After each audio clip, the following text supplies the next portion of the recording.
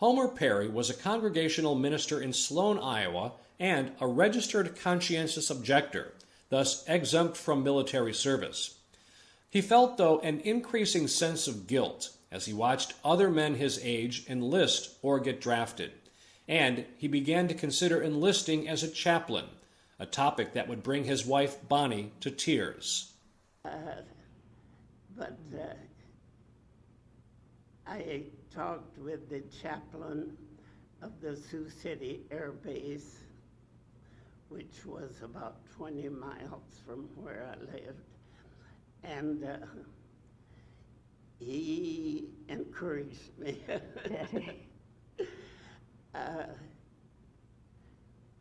So I decided if the Lord didn't want me in chaplaincy, there were different ways that I could be stopped.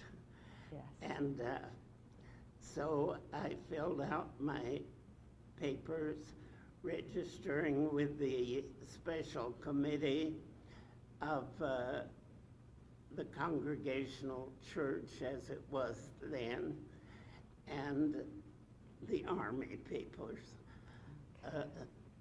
The day that I got my notice that I had been accepted was the first day that I was assisting in the mowing of the Sloan Cemetery.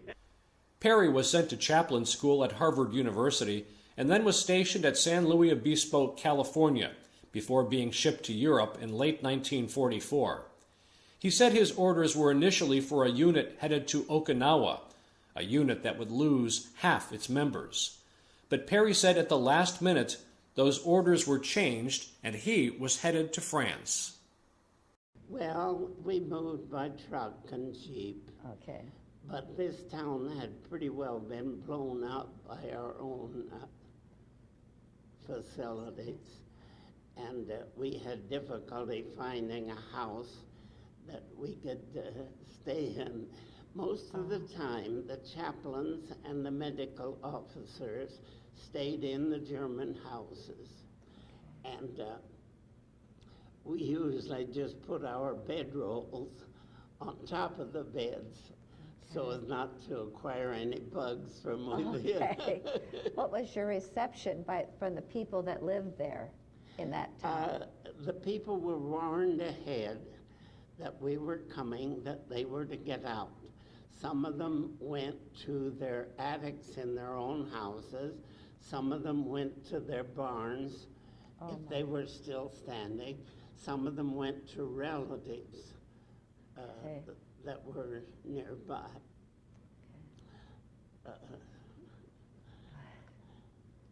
You're still trying? We were there until we organized everything. We had a special service with communion on Good Friday while we were still there. There was a chaplain above me in the artillery, which I was assigned to.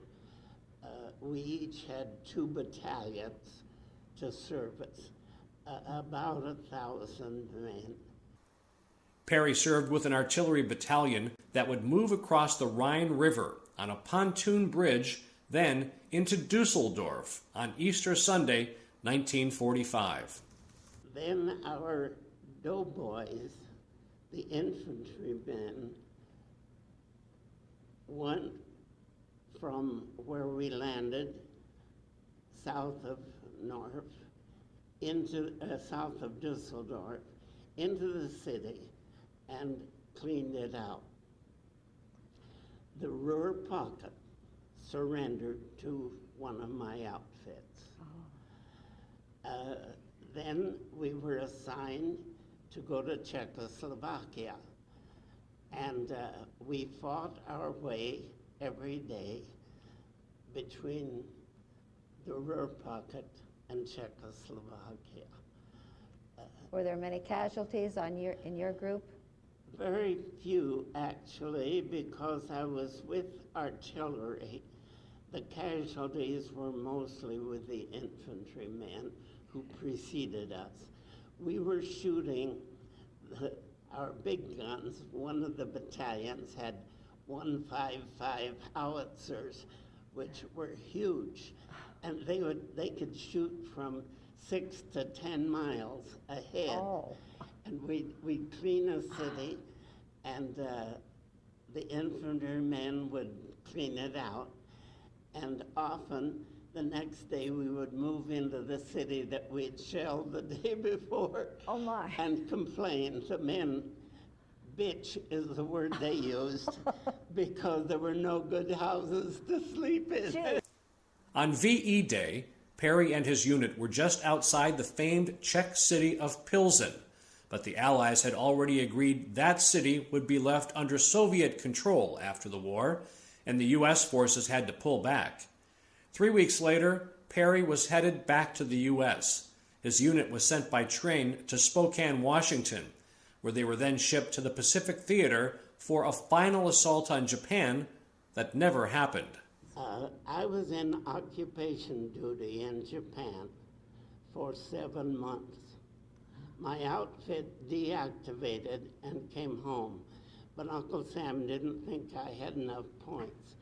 So I went on to Korea for 5 months occupation duty. But in Japan, I had some wonderful experiences. Another chaplain who had preceded me had made arrangements at a little church, and we had services there 2 or 3 nights a week. And some of us talked to the children, some of us talked to the Christian Japanese, for there were Christians who had gone into hiding during the war, and others just to the general public who came. But while I was there, another church group contacted me, and it was a little holiness group whose church had been bombed. And they were living in the upstairs of a lady whose husband had been killed in the Japanese army. And I went there and held services through a Nisei girl who was Japanese living in the United States until she was in high school. She had gone back to Japan then for a visit and got caught there and couldn't go back to the States. Perry would call his time in the Army a great experience. Quote, "I was an Iowa farm boy who saw the world." After he was discharged in November 1946, Perry used the GI Bill to earn a Master of Divinity degree while serving a Congregational church, first in Marion and then at other churches in Iowa, until he retired to Grinnell. Homer Perry died March 26, 2009, several months after this interview was recorded.